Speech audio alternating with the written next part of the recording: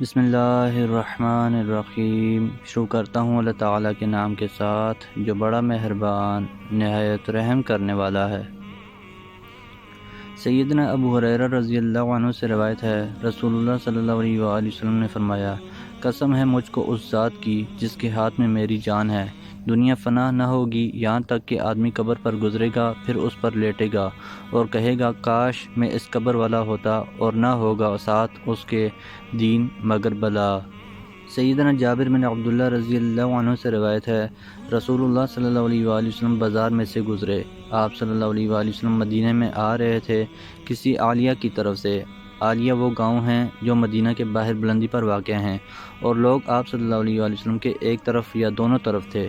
آپ صلی اللہ علیہ وآلہ وسلم نے ایک بھیڑ کا بچہ چھوٹے کان والا مردہ دیکھا، اس کا کان پکڑا، پھر فرمایا، تم میں سے کون یہ لیتا ہے 1 درہم کو؟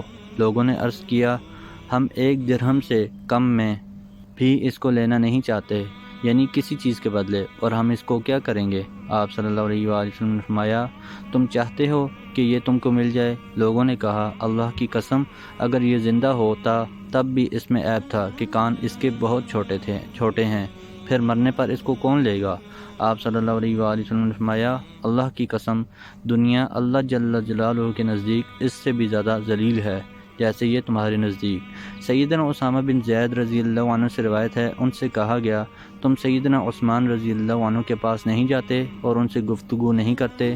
انہوں نے کہا، کیا تم سمجھے ہو کہ میں ان سے گفتگو نہیں کرتا؟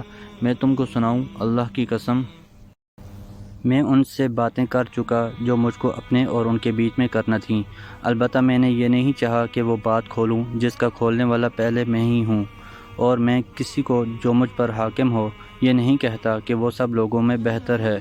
میں نے سنا رسول اللہ صلی اللہ علیہ وآلہ وسلم سے، آپ صلی اللہ علیہ وآلہ وسلم فرماتے تھے، قیامت کے دن ایک شخص لایا جائے گا، پھر وہ جہنم میں ڈالا جائے گا، اس کے پیٹ کی آنتیں باہر نکل آئیں گی، وہ ان کو لیے ہوئے گدھے کی طرح جو چکی پیستا ہے چکر لگائے گا، اور جہنم والے اس کے پاس اکٹھا ہوں گے، اس سے پوچھیں گے، اے فلانے، کیا تو اچھی بات کا حکم نہیں کرتا تھا اور بری بات سے منع نہیں کرتا تھا؟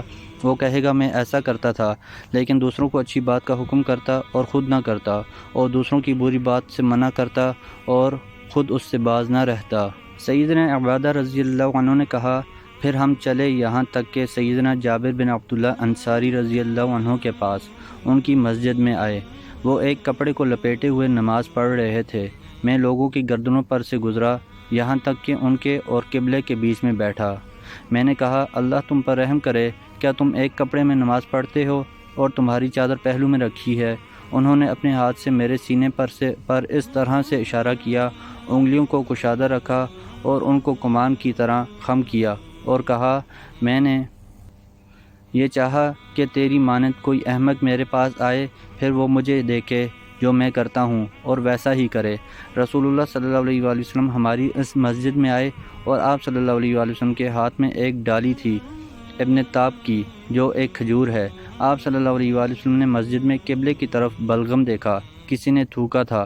آپ صلی اللہ علیہ وآلہ وسلم نے اس کو لکڑی سے کھرچ ڈالا، پھر ہماری طرف متوجہ ہوئے اور فرمایا، تم میں سے کون یہ بات چاہتا ہے کہ اللہ تعالیٰ اس کی طرف سے منہ پھیر لے؟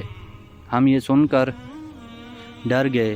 پھر آپ صلی اللہ علیہ وآلہ وسلم نے فرمایا، تم میں سے کون یہ بات چاہتا ہے کہ اللہ تعالیٰ اس کی طرف سے منہ پھیر لے؟ ہم یہ سن کر ڈر گئے۔ پھر آپ صلی اللہ علیہ وآلہ وسلم نے فرمایا، تم میں سے کون یہ چاہتا ہے کہ اللہ تعالیٰ اس کی طرف سے منہ پھیر لے؟ ہم نے کہا، کوئی نہیں یہ چاہتا یا رسول اللہ۔ آپ صلی اللہ علیہ وآلہ وسلم نے فرمایا، جب تم میں سے کوئی کھڑا ہوتا ہے نماز میں تو اللہ تبارک و تعالیٰ اس کے منہ کے سامنے ہے۔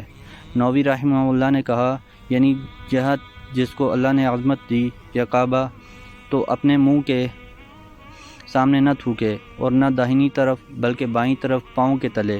اگر بلغم جلدی نکلنا چاہے تو اپنے کپڑے میں تھوک کر ایسا کر لے۔ پھر اپنے کپڑے کو تہہ بتہ لپیٹا۔ بعد اس کے فرمایا، میرے پاس خوشبو لاؤ۔ ایک جوان ہمارے قبیلہ میں سے لپکا اور اپنے گھر والوں میں دوڑا گیا اور اپنی ہتھیلی میں خوشبو لے کر آیا۔ رسول اللہ صلی اللہ علیہ وآلہ وسلم نے اس خوشبو کو لکڑی کی نوک پر لگایا اور جہاں بلغم کا نشان مسجد پر تھا وہاں لگا دی۔ سیدنا جابر رضی اللہ عنہ نے کہا، اس حدیث سے تم اپنی مسجدوں میں خوشبو رکھتے ہو۔ محترم دوستو، اللہ تعالیٰ سے دعا ہے اللہ تعالیٰ ہمیں ان حدیث پر عمل کرنے کی توفیق عطا فرمائیں، اللہ تعالیٰ ہمیں جنت الفردوس میں اعلیٰ مقام عطا فرمائیں، اللہ تعالیٰ ہمیں جہنم کے عذاب سے محفوظ فرمائیں، آمین۔ جزاکم اللہ خیرا کثیرا، والسلام علیکم ورحمۃ اللہ وبرکاتہ۔